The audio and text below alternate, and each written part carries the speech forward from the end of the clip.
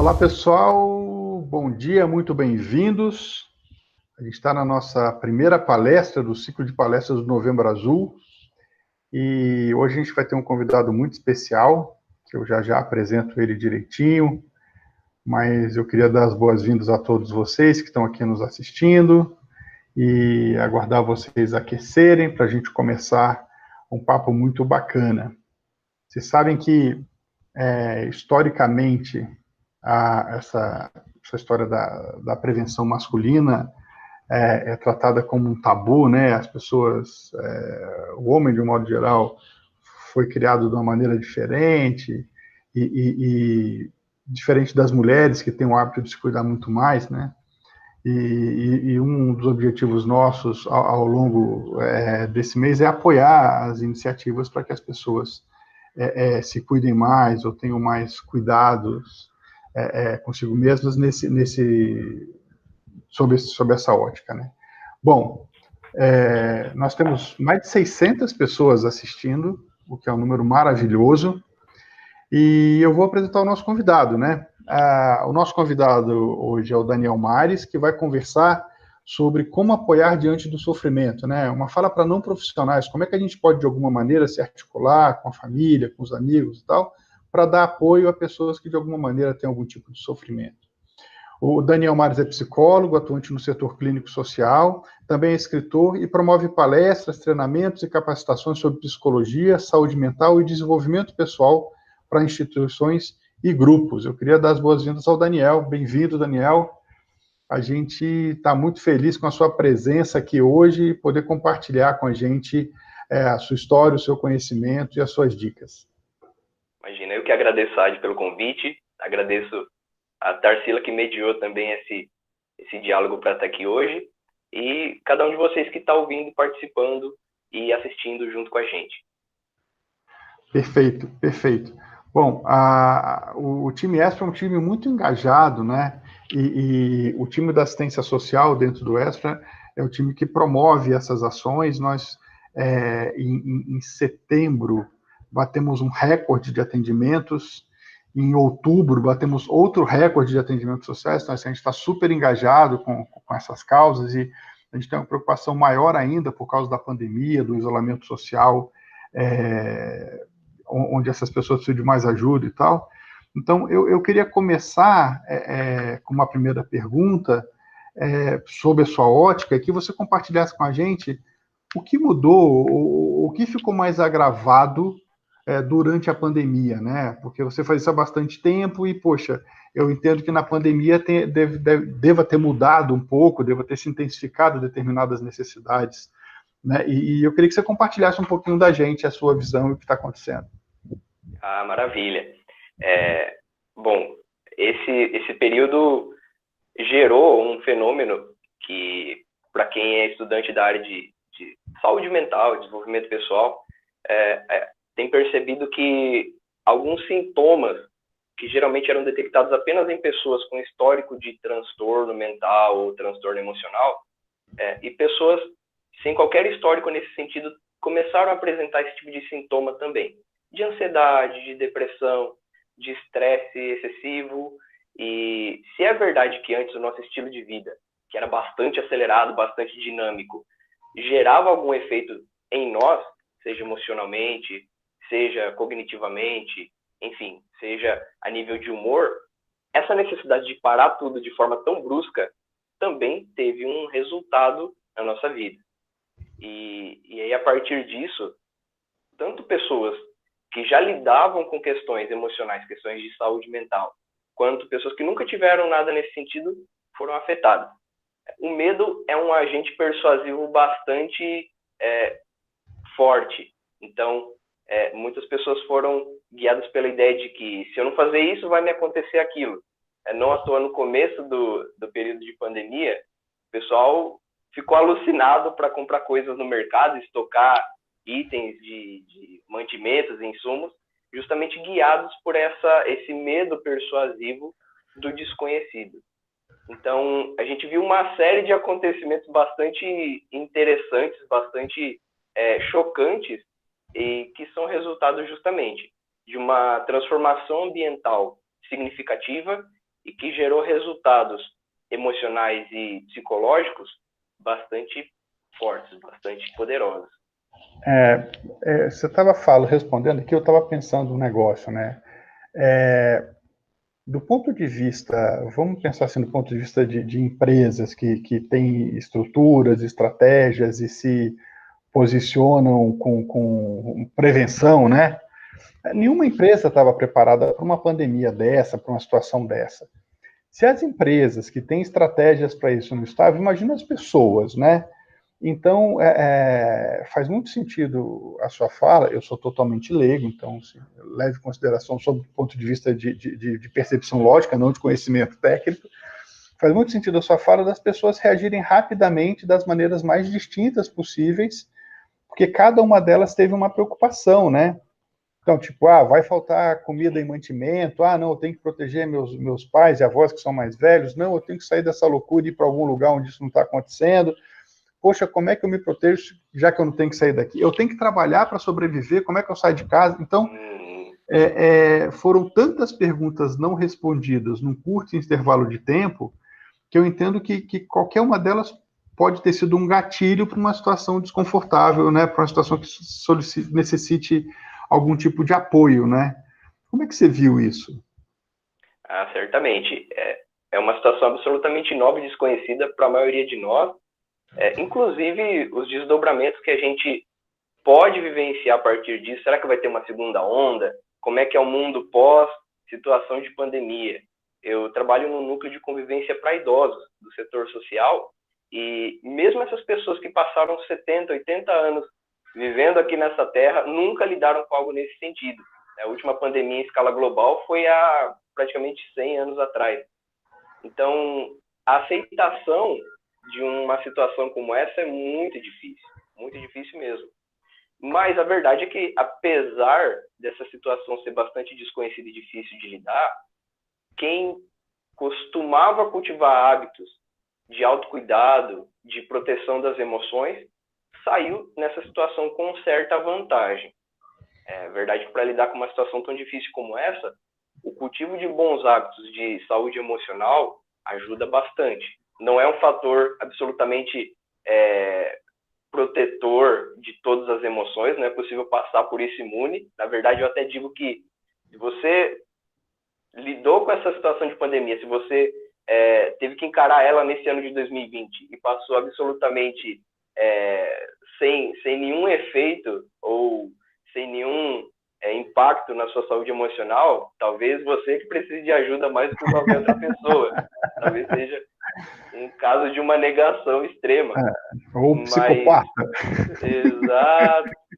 Então, apesar disso, alguns hábitos podem ajudar a reforçar nossa saúde emocional. Não à toa, as duas únicas grandes estratégias que a gente tem para lidar com isso nesse momento são a necessidade de manter certo distanciamento ou até o resguardo social, se mantendo em casa, evitando circulação um período prolongado de tempo, e um segundo grande agente facilitador do cuidado nessa situação é manter uma imunidade equilibrada. E aí, enquanto a gente não tem um remédio, uma vacina, essa imunidade ajuda bastante, e parte do que faz a nossa imunidade é a nossa saúde emocional. Estar bem emocionalmente, estar equilibrado em níveis de humor, enfim, emoções, ajuda bastante nesse sentido também. Então, eu vou pegar carona na sua resposta e eu vou emendar aqui uma pergunta da Ana Carolina Quirino. A pergunta dela é a seguinte: é possível controlar esse descontrole emocional sem remédios? Olha, Ana Carolina, ótima pergunta. E a verdade é que, às vezes, a gente, por desconhecer sintomas de alguns transtornos emocionais ou mentais, acaba confundindo, por exemplo, depressão com tristeza, ansiedade com aquele desconforto de uma situação incômoda. E, em alguns casos, existem tratamentos, existem terapias baseadas em evidência que vão ajudar a criar uma força emocional, um equilíbrio, um balanceamento emocional para lidar com situações adversas. Mas, diferente da tristeza comum, ou do desconforto comum que nos deixa temporariamente ansiosos ou temporariamente tristes, depressão e ansiedade, assim como outros transtornos de emoções e mentais, eles não têm hora para acabar. Eles requerem tratamento e eles não terminam de uma hora para outra. Geralmente, o que caracteriza esse tipo de transtorno é a extensão dos sintomas por um período prolongado de tempo. Então, sim, algumas terapias, algumas propostas de psicoterapia trabalham ajudando a pessoa a lidar com esses sintomas, entender o sentido que eles trazem para a vida e como criar estratégias cognitivas para lidar com eles. Mas, em alguns casos, não é só uma série de sessões de terapia que vai ajudar. É como tentar falar para uma pessoa hipertensa para ela tentar controlar a pressão dela e colocar de volta no lugar. Não é só trabalhar o cognitivo e o emocional. É também lidar com uma alteração bioquímica. E aí, sim, em alguns casos, a medicação é recomendada para ajudar a pessoa a estar num nível de equilíbrio suficiente, inclusive para conseguir compreender as orientações e intervenções que vão ser dadas em terapia. Você vai falando, as perguntas vão chegando, as coisas estão todas engatilhadas, ou encadeadas, né? Então, assim, você estava respondendo, e eu já tinha uma pergunta que eu não tinha feito ainda, que tem a ver com a sua resposta, né? A Soliane Simon Ferreira pergunta o seguinte: como as más emoções atuam na nossa saúde física? E eu vou emendar com a pergunta do José Silva, que é como ter o controle emocional? Perfeito. A pergunta de $1 milhão, né? O que fazer a partir disso? Em primeiro lugar, existe uma linha de estudo que se chama psicossomática, que atua estudando exatamente essa influência dos humores, das emoções, dos pensamentos sobre a saúde física. Não existe um consenso sobre essa área, mas o fato baseado nela é que nem toda emoção causa o adoecimento físico, mas certamente todas as emoções potencializam de alguma forma a forma como a gente vai se sentir. É mais ou menos o seguinte: a dor é física, o sofrimento é emocional. Ou seja, quando uma pessoa vai para a terapia para procurar ajuda porque ela quebrou uma unha e ela está sofrendo demais por isso, na mente dessa pessoa o sofrimento é muito real. Por isso que é necessário, como uma forma de ajudar pessoas em sofrimento, o desenvolvimento da empatia. Eu nunca vou conseguir sentir exatamente tudo aquilo que a pessoa está sentindo. Nunca vou conseguir, de fato, mensurar aquilo que ela está pensando ou como ela está sofrendo. Mas empatia não tem a ver com isso. Empatia tem a ver com o fato de eu não tentar medir a pessoa pela minha régua. É tentar entender que o parâmetro de sofrimento para ela pode ser absolutamente diferente do meu. Então, tem o caso do americano, que hoje é palestrante motivacional. O cara sofreu um acidente de moto, sofreu uma queda de avião, teve a maior parte do corpo dele queimado, mas ele é feliz da vida, alegre, sorridente, e ajuda outras pessoas a enxergarem o lado bom da vida. Enquanto isso, você tem, por exemplo, a história do Howard Hughes. Foi um grande empresário norte-americano que tinha posses, tinha fama, tinha sucesso, tinha tudo aquilo que ele quisesse, mas morreu depressivo dentro de um dos quartos do hotel que ele comandava. Então, de alguma forma, o estado emocional, o estado psicológico de cada pessoa pode potencializar esse sofrimento físico, ainda que não seja a causa dele. Inclusive para doenças, para questões de saúde que não estejam diretamente ligadas com uma questão emocional. E a segunda pergunta é como controlar as emoções, né? É isso, né? Como manter o controle emocional. Bom, exato. Não existe uma fórmula mágica, mas o que a gente sabe hoje é que existem fatores múltiplos que influenciam nesse balanceamento da saúde emocional. Um deles é o nosso ambiente. Se a gente está envolvido por um ambiente potencialmente adoecedor das nossas emoções, o que nos causa estresse demais, ansiedade demais, tristeza demais, não tem como a gente passar imune a isso. O ambiente não é determinante de como a gente vai agir, como a gente vai pensar, mas ele tem uma influência muito forte. a ponto de alguns dizerem, olha, para a forma como a gente vai se sentir, o ambiente vai sempre vencer. Ele não determina, mas ele influencia de forma muito forte. Uma segunda questão é a forma como a gente aprende a pensar as coisas que a gente vive. Então, imagina só, como a gente aprende a dar significados para as experiências pelas quais a gente passa. Tem uma pessoa, por exemplo, que vai passar por uma situação de inveja de uma outra pessoa e vai pensar, puxa vida, que triste, eu estou sendo invejado, minha vida acabou. E tem outra pessoa que vai olhar para a inveja e vai falar, nossa, a pessoa está dizendo para mim, está comunicando para mim que tudo aquilo que eu faço é muito bom, então eu preciso continuar fazendo.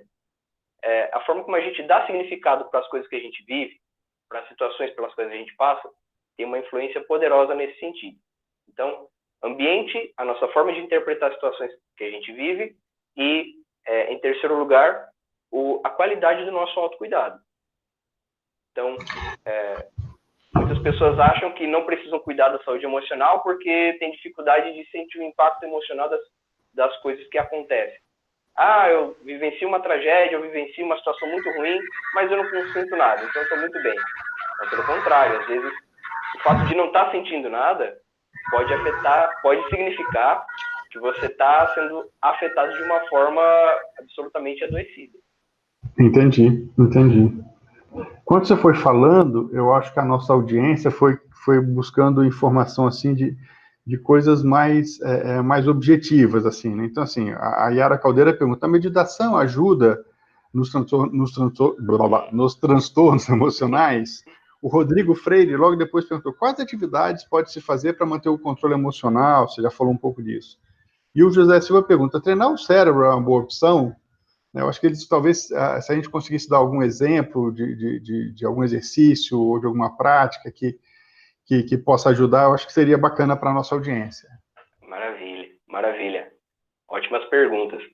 E sim, em primeiro lugar, a meditação ajuda bastante. Existem centros de estudo em psicologia que estão se debruçando em cima das práticas de meditação, de mindfulness, atualmente. Então, está sendo, assim, a vanguarda de estudos relacionados com o funcionamento da mente. Então, desenvolver um hábito de meditação ajuda muito. Num segundo sentido, está alimentando a mente com hábitos saudáveis, por exemplo, boas leituras, envolvimento com boas conversas, um bom tempo dedicado para descanso. Geralmente as pessoas acham que descanso é só aquele intervalo entre um trabalho e outro. É só aquele tempo que eu preciso parar para recarregar a energia e voltar a fazer alguma outra coisa. E não. Às vezes o descanso precisa ser justamente aquele em que eu não tenho nada para fazer depois, e mesmo assim eu me permito parar a tempo suficiente para me fortalecer, para me recuperar. É o famoso ócio criativo do Domênico de Masi.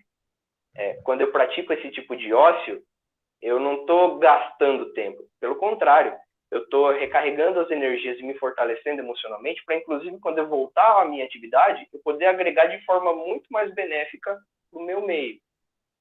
E outros hábitos saudáveis do dia a dia têm a ver com desenvolver boas relações, cuidar da própria saúde emocional a partir de informações, e o sentido de informação, seja vendo bons livros, filmes, vídeos, orientações de vídeos que a gente tem no YouTube, inclusive, envolvem essa necessidade de se manter melhor informado e se manter mais bem preparado, mais bem capacitado para lidar com essas intercorrências do dia a dia. Eu vou pegar uma carona na sua fala e vou fazer só uma observação, assim, a gente tem que tomar muito cuidado com orientação ruim, né?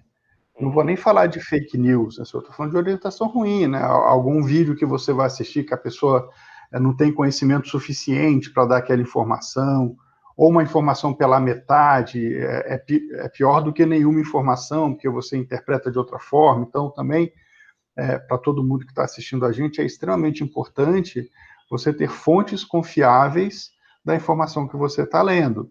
Porque quando a gente está falando de saúde emocional, se você não tem uma informação correta ou uma assistência bem estruturada, você corre o risco muito grande de ir para um caminho pior ainda do que você já está, né? Estamos falando aqui de saúde, mas a gente poderia falar de qualquer outra coisa, mas a saúde, o impacto é muito maior. Então, muito cuidado na hora de escolher as fontes, de escolher quem você vai ler, vai assistir ou vai ouvir.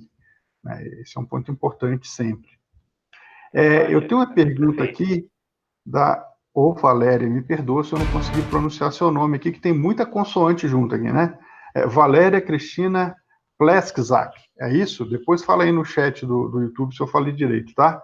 A pergunta dela é: no caso específico do câncer de próstata, existe alguma estatística sobre os homens acometidos dessas doenças procurarem apoio psicológico? É muito específico, eu não sei se você tem essa resposta, Daniel. Eu não tenho esse dado, mas o fato é que, como a gente estava conversando agora há pouco, ainda que não seja causado por uma questão psicológica, certamente tem um impacto sobre essa área da vida.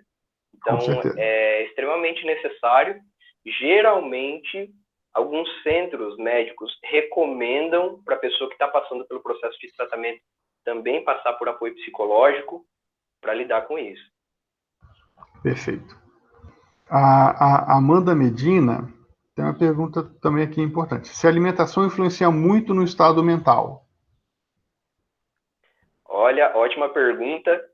Existe um livro chamado A Dieta da Mente, do Dr. David Perlmutter, e ele fala basicamente sobre essa influência da alimentação na qualidade do funcionamento cerebral.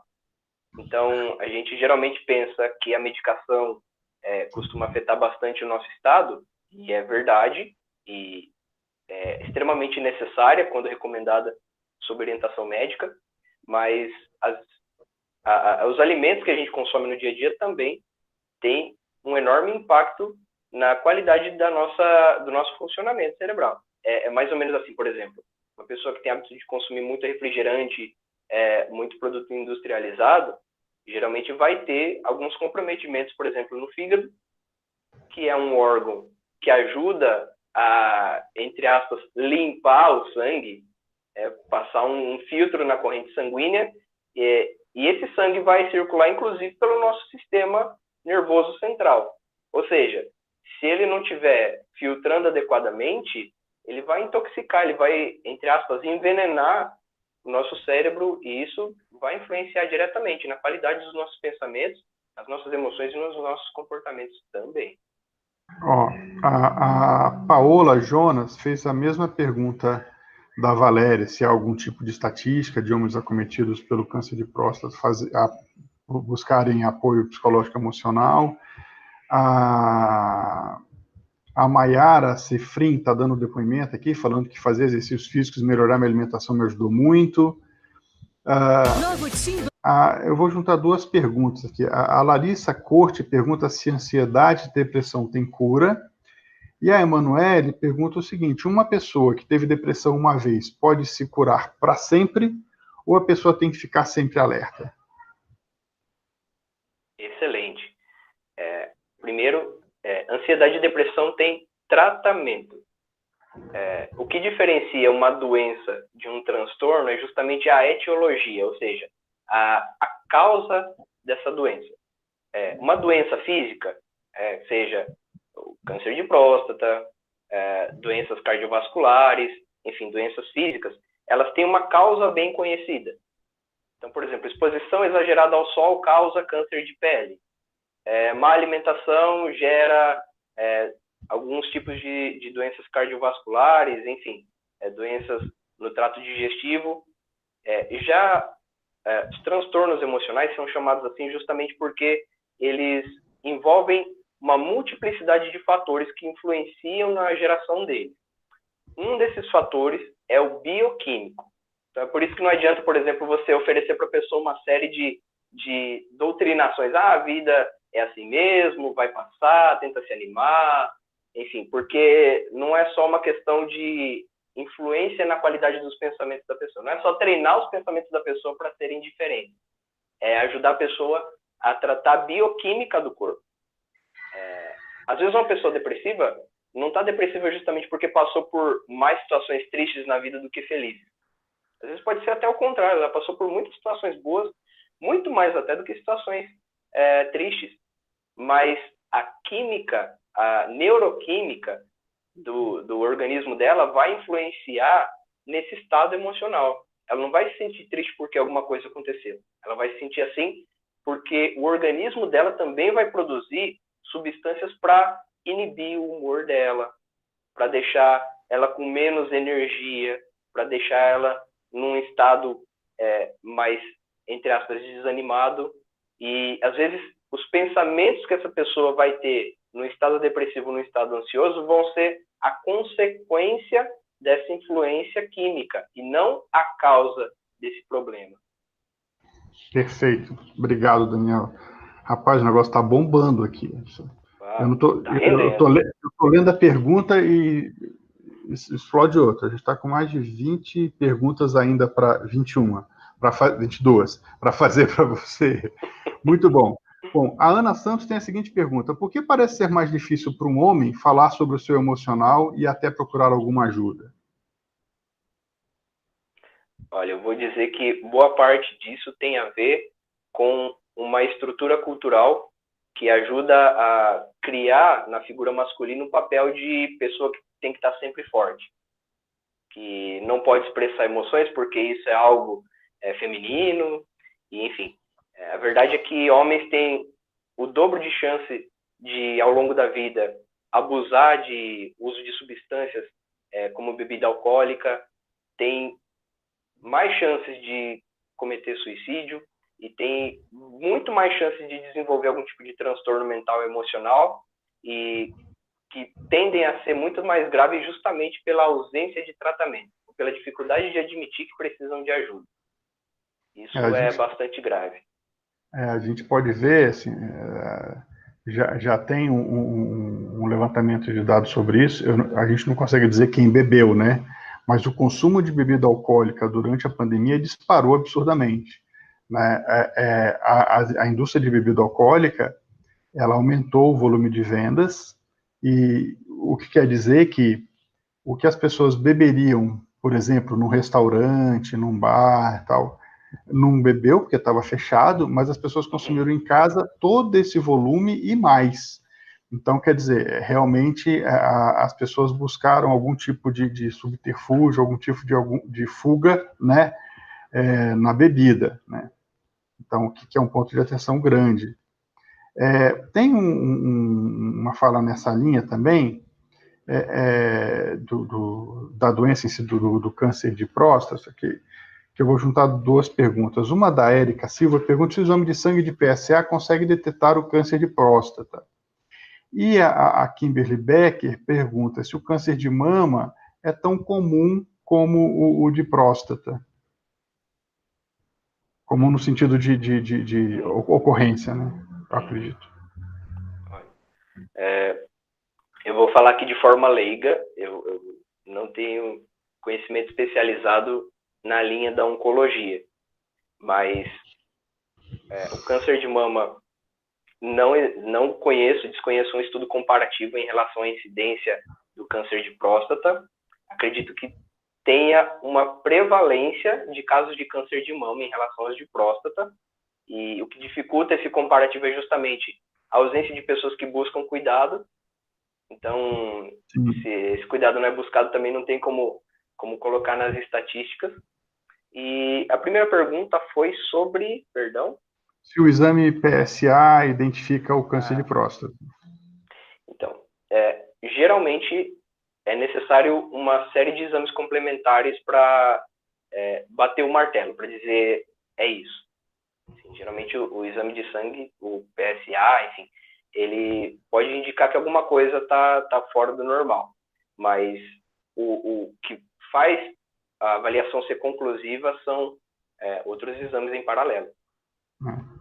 Eu entendo que o PSA indica que pode estar ou não havendo uma mudança, uma ocorrência de câncer, de alteração das suas células em algum lugar do seu corpo, né? Uhum. E aí você vai se aprofundar na verificação, né? Eu tenho 52 anos, apesar de não parecer. E parece muito Então, tá mais. bem na foto, tá bem na foto. Parece muito mais. Mas a prevenção, antes era a partir dos 50, agora fala-se que a partir dos 40 já você tem que fazer os exames recorrentes anualmente, não só o PSA, mas o exame de toque, e mais conversar com ou um endocrinologista ou algum outro profissional, porque, na verdade, a partir do momento que você nasce, você começa a morrer, né? Então, o importante é você ter cuidado que a partir de uma determinada idade, tem gente que fala que é a partir dos 30, tem gente que fala que é a partir dos 40, tem gente que fala que é a partir dos 60, mas quanto mais cedo você começar a olhar suas taxas, como é que seu corpo está funcionando, o seu metabolismo, mais saudável você vai ser e mais longeva vai ser a sua existência nesse mundo aqui. Então, não faz sentido também você viver muito sem qualidade de vida. Então, é importante também esse cuidado. Então, gente, assim, ó, na dúvida, e se possível, se você tem condição de fazer, faça os exames todos, né? O máximo que você puder de prevenção, de informação, de conversa, faz muita diferença. Faz muita diferença. Vamos em frente com as perguntas aqui. Espera que eu tenho a resposta. Plestiak. Falei errado, desculpa, viu? Pronunciei errado o seu sobrenome.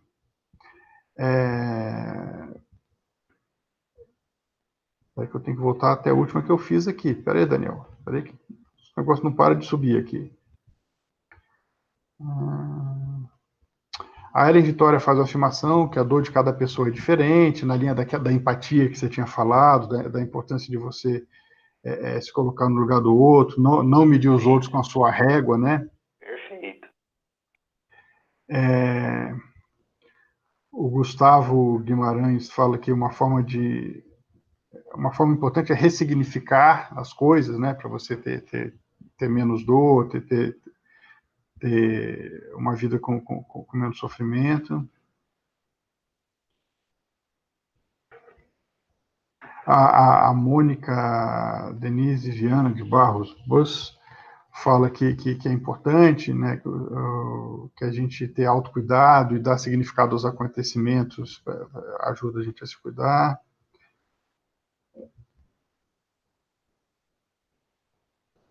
Aí a Stephanie Camille faz uma pergunta. Acho que a gente já respondeu sobre saúde mental e câncer de próstata. A gente já falou isso indiretamente. Tem uma muito boa aqui da Ana Carolina Quirino. Assim, se sentir desanimado o tempo todo e, ao mesmo tempo, culpada por não fazer nada, isso pode significar alguma coisa? Olha, é o tipo de pensamento característico de alguém que requer cuidados, nesse sentido de psicológicos, né? Cuidado psicológico. Geralmente uma pessoa, e eu não estou falando que é esse o caso específico, mas é muito comum, por exemplo, uma pessoa depressiva ou ansiosa ter dificuldade de conseguir se cuidar absolutamente, e por conta da dificuldade de entender como os sintomas afetam ela, se sentem culpadas justamente por imaginar que não estão se cuidando o suficiente. É como se as pessoas dessem soluções para ela, alternativas de o que fazer, como lidar, como tratar, baseado nas próprias experiências, e porque no caso dela não está funcionando, então ela se sente culpada, perdão. Assim, eu não estou me cuidando o suficiente, eu não estou fazendo o ideal, eu deveria me esforçar mais. E não é uma questão, como eu falei, é bioquímica, exige um tratamento aprofundado, exige, inclusive, dependendo do caso, suporte medicamentoso para conseguir ajudar a pessoa a estar minimamente em equilíbrio, até para receber as orientações e trabalhar em cima das propostas de autocuidado que ela recebe. Obrigado. Eu tenho duas perguntas aqui. Eu acho que você já respondeu, mas se elas voltarem é porque as pessoas ainda têm algum tipo de dúvida, né? Então vamos lá. A Bruna Barros pergunta se tem como prevenir o câncer.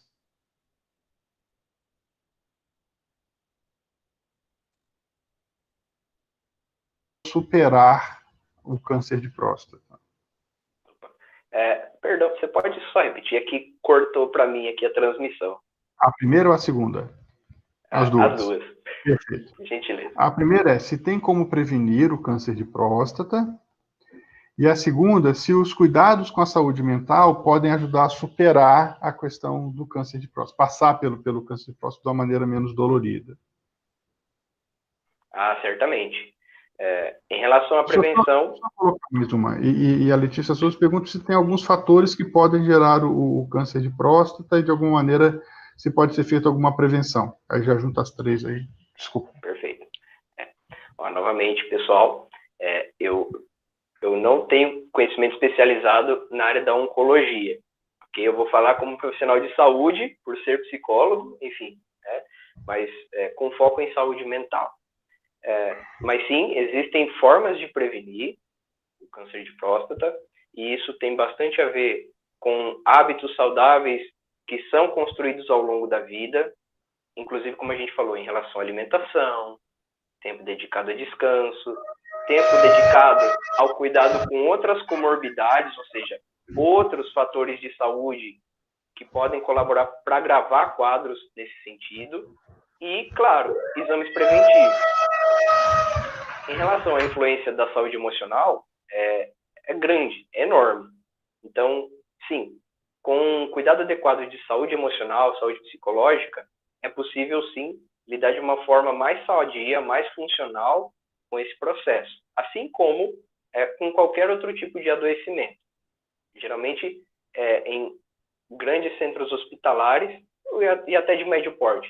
Existem profissionais de saúde mental, de saúde psicológica, que acompanham pacientes em estado de internação por inúmeros motivos, e o que se sabe a partir de pesquisas validadas e comprovadas não só no Brasil, mas fora dele, é que esse cuidado psicológico ajuda e muito nesse sentido de lidar com o processo de recuperação, de sobrevida e de construção de hábitos para pós-processo de adoecimento. Perfeito, obrigado, Daniel. Tem uma muito bacana aqui que eu comi bola, assim. Quando você falou, eu esqueci de tocar nesse assunto. Obrigado, viu, Emerson Moura. Acho que a questão do mindfulness, que o senhor mencionou, é muito importante. Entretanto, acho que nem todo mundo sabe o que é. Você pode nos contar um pouco mais sobre isso? Maravilha. Ótima pergunta, Emerson. Mindfulness é uma técnica de atenção concentrada. E essa técnica é retirada das práticas de meditação que geralmente foram desenvolvidas ao longo das eras aí por comunidades monásticas, monges, enfim, pessoas, sacerdotes de determinadas religiões orientais. E aí os estudos em psicologia e neurociência se debruçaram sobre essas práticas, desvencilharam o aspecto religioso por conta da laicidade dessa linha de estudo científica e começaram a extrair as técnicas que fazem parte dessa prática oriental e começaram a adaptá-las. Então, mindfulness basicamente é um exercício de atenção concentrada. Ele não precisa ser necessariamente aplicado ao processo de meditação em que você precisa parar tudo, se colocar numa determinada posição, respirar de determinada forma para praticar. Existem hoje pessoas que desenvolvem técnicas de atenção concentrada, inclusive, para, por exemplo, quando uma pessoa está se alimentando, para quando uma pessoa está praticando determinado esporte, para quando ela está desenvolvendo alguma prática do dia a dia de trabalho ou de produção artística, enfim. É basicamente isso, é atenção plena, focada, concentrada durante um determinado período. Obrigado, Daniel. Tem uma pergunta aqui do Rodrigo Freire. Ele está perguntando assim, vindo de você, um psicólogo formado e tal, qual a melhor das dicas que você poderia dar para pessoas que tenham os maiores causadores de problemas, né? É o ambiente, são as relações, quais são esses causadores de problemas e como é que a gente pode lidar com eles? Maravilha. Eu estou interpretando problemas aqui como aquilo que a gente está falando ao longo de todo o encontro. O sofrimento, a dificuldade, enfim, de lidar com aspectos psicológicos. De pessoa para pessoa, cada um dos elementos que influenciam nesses estados emocionais vai ter um peso diferente. Então é assim, tem pessoas que vão crescer a vida toda em zona de guerra, de conflito, de escassez de recursos, e certamente esses fatores ambientais vão ter uma influência poderosíssima na forma como eles vão sentir, pensar e se comportar. Para outras pessoas, as relações vão ter esse peso muito maior. Pessoas que cresceram em famílias disfuncionais, em situações de conflito extremo, de abandono, de violência, de abuso, vão ter uma tendência a ter esse fator como elemento mais poderoso e mais predominante na forma como elas vão ter emoções sadias ou não. E para outras pessoas ainda, a aprendizagem, por exemplo. Então, pessoas que têm dificuldades de aprendizagem, que têm dificuldade de interpretar situações, lidar com circunstâncias difíceis, ou, enfim, qualquer tipo de situação, vão ter esse aspecto subjetivo como fator de maior influência no resultado de como elas vão se sentir bem ou não. Então, para cada tipo de pessoa, e aí a terapia trabalha nesse sentido, é necessário uma investigação aprofundada de quais fatores influenciam de forma mais leve ou pesada a forma como a pessoa está se sentindo, está pensando e está se comportando. E aí, por isso é importante essa atenção especial. Mas não há como dizer que nenhum fator influencia de forma absoluta e nenhum fator deixa de influenciar também. Existem níveis de influência. Tá bom. Obrigado. A Vitória Maia está indicando aqui um documentário, O Silêncio dos Homens, para quem quiser saber um pouquinho mais sobre essa questão da cultura. Vitória, depois se você puder dizer onde a gente acha, se ele está no Netflix, se ele está no YouTube e tal, é legal, mas fica a dica aqui, O Silêncio dos Homens. Tem uma pergunta muito bacana da Giovana Menezes, Daniel, toma uma água aí que você vai precisar. Sobre a quebra do tabu masculino de fazer exames necessários para a checagem da próstata,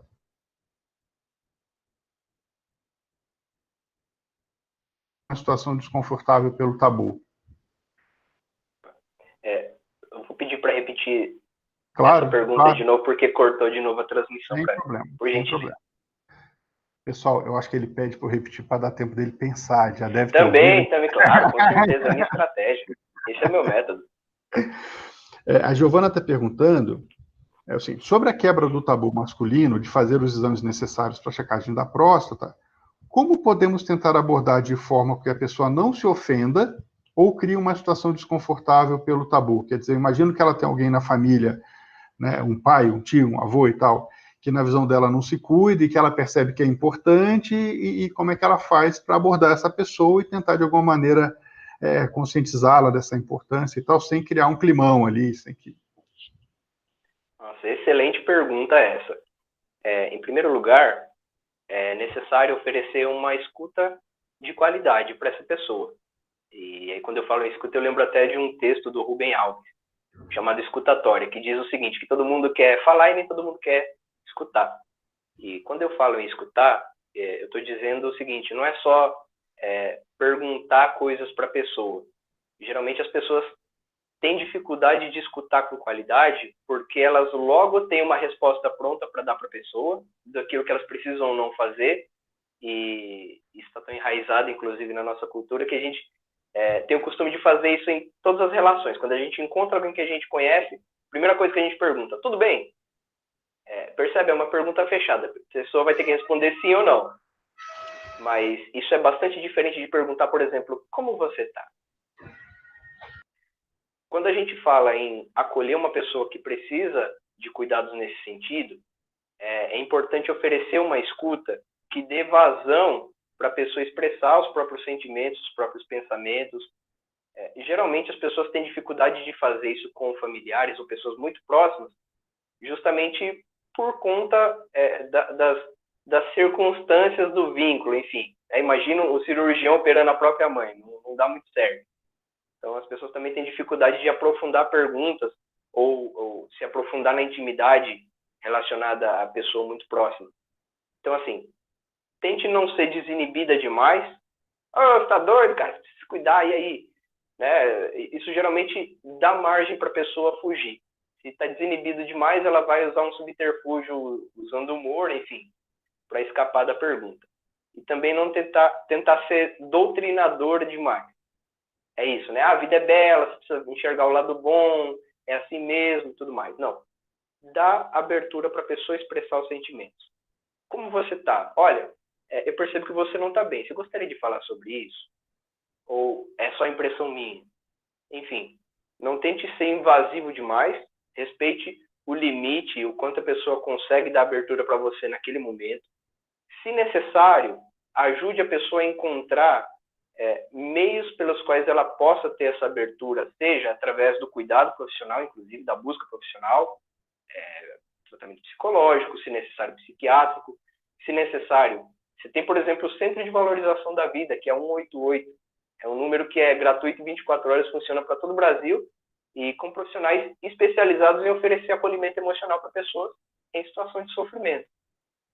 E através do seu próprio hábito de se cuidar.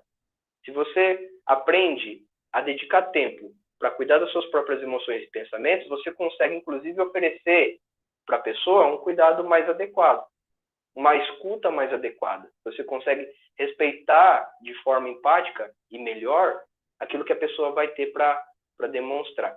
E, claro, sem julgamento, sem tentar colocar a pessoa na sua régua, na sua forma de medir. Não é tentar dizer para a pessoa que não quer se cuidar, nossa, que horrível, que absurdo, não pode ser assim, ou então tentar dizer para a pessoa, puxa vida, mas você é uma pessoa tão legal, tão maravilhosa, não sei o que, geralmente só reforça a sensação de culpa que a pessoa vai sentir. Então, basicamente, é tentar oferecer abertura para a pessoa expressar aquilo que ela está sentindo, seja de bom ou de ruim, sem julgamento. Perfeito, Daniel. Obrigado. Ó, a gente está caminhando para 10 minutos, para os 10 minutos finais do nosso bate-papo passar muito rápido, né? Muito rápido. Eu já assumi, estou desapegando aqui, que a gente não vai conseguir fazer todas as perguntas, né? Então, eu vou tentar, eu acho que eu consigo fazer mais 2 perguntas, depois deixar um tempo aí para você fazer suas considerações finais e tal.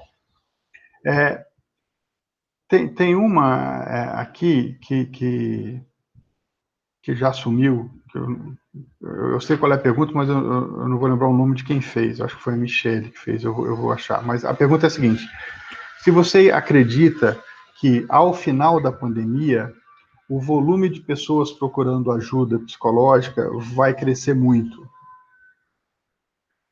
Olha, não só no final da pandemia, na verdade cresceu durante ela, inclusive.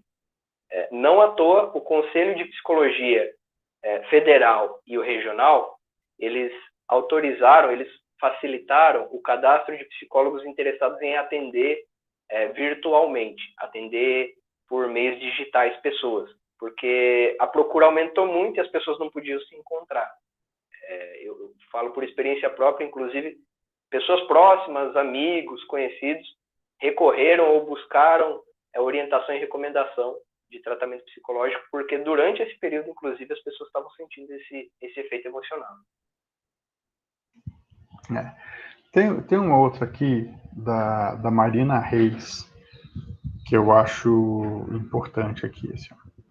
E quando a pessoa, e quanto a pessoa que não acredita na assistência psicológica? Por exemplo, eu sinto que ela precisa de ajuda, mas ela mesma não acredita que exista um profissional que possa ajudá-la. Como é que a gente faz? É importante perceber o que está por trás desse discurso. Às vezes as pessoas não se cuidam e usam esse subterfúgio, essa descrença, na verdade, como um mecanismo de fuga da situação que ela precisa enfrentar.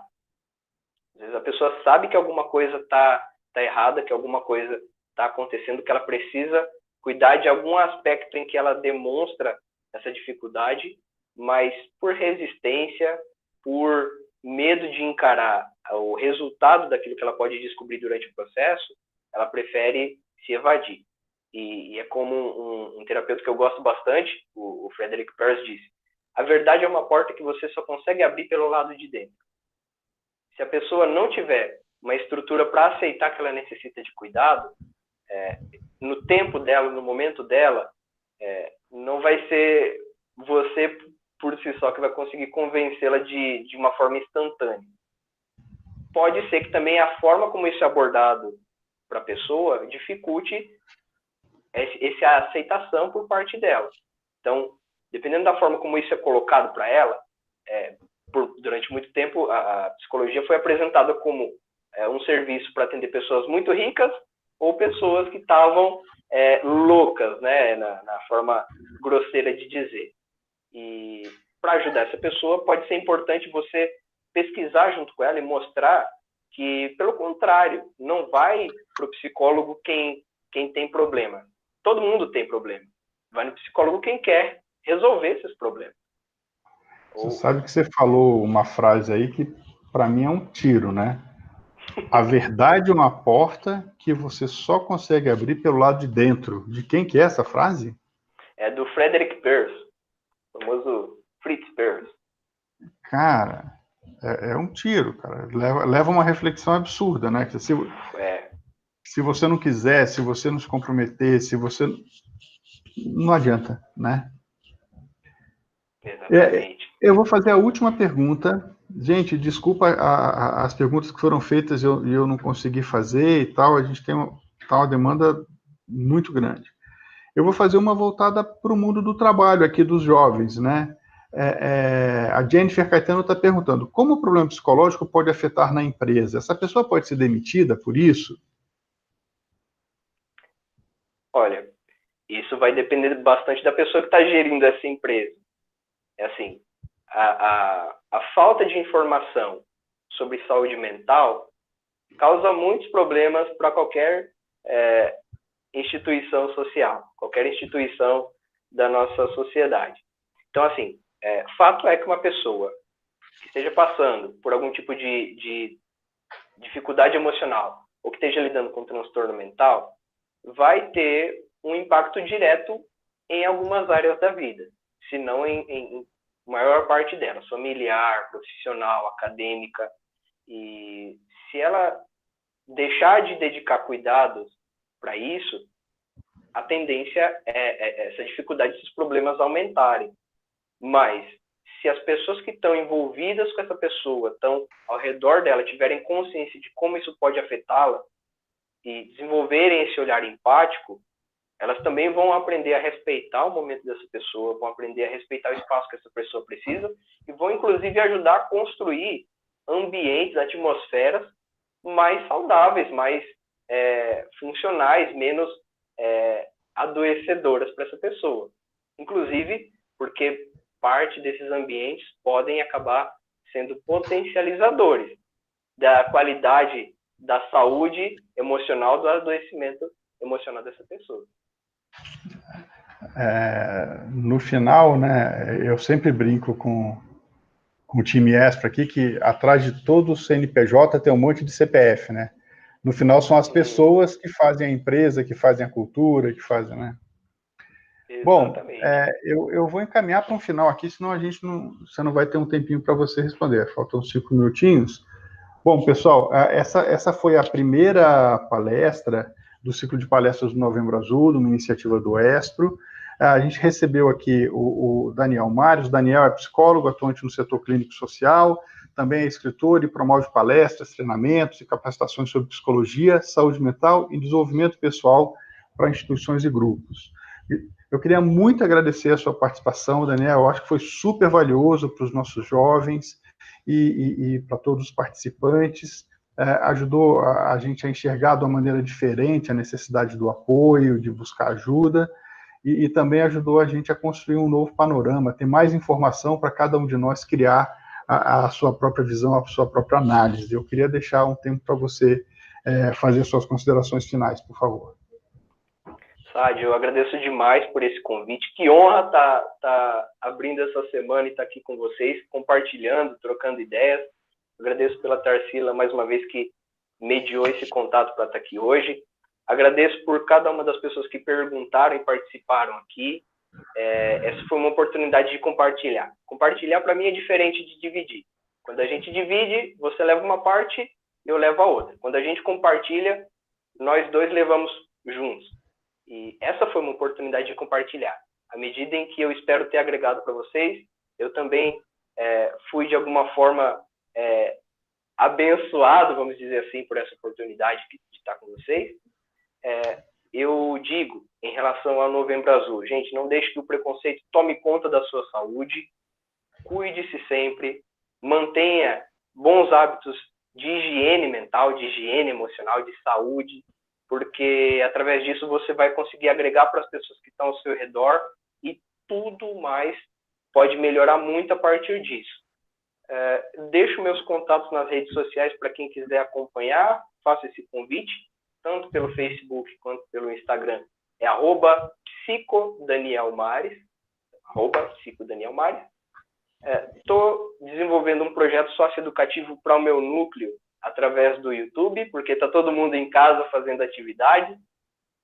O nome do canal é Daniel M, que é de Mares, então Daniel M. Dias. E lá eu também tenho um vídeo falando sobre 3 formas pelas quais pessoas não profissionais podem ajudar alguém em estado de sofrimento. Assim como uma série de outros vídeos que vão nessa linha de traduzir para o grande público conceitos, ideias, estudos sobre psicologia, porque eu acredito de verdade que quanto mais pessoas tiverem acesso a esse tipo de informação, a gente pode construir uma sociedade, uma comunidade muito melhor de relações, de vivências, de práticas saudáveis para o nosso dia a dia. Então, gente, muito obrigado mais uma vez, uma honra estar aqui e fico sempre à disposição de vocês.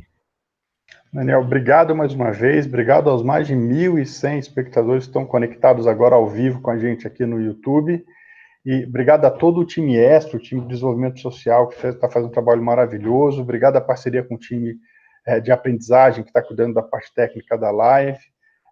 O time Extra é show, cara, eu sou fã desse time, e os nossos jovens, o Jovem Extra também é maravilhoso, está aqui fazendo pergunta, curioso, participativo, contestador. Gente, obrigado, a gente está fechando aqui o nosso primeiro encontro do ciclo de palestras do Novembro Azul, e a gente se vê nas outras palestras. Um abraço e até lá.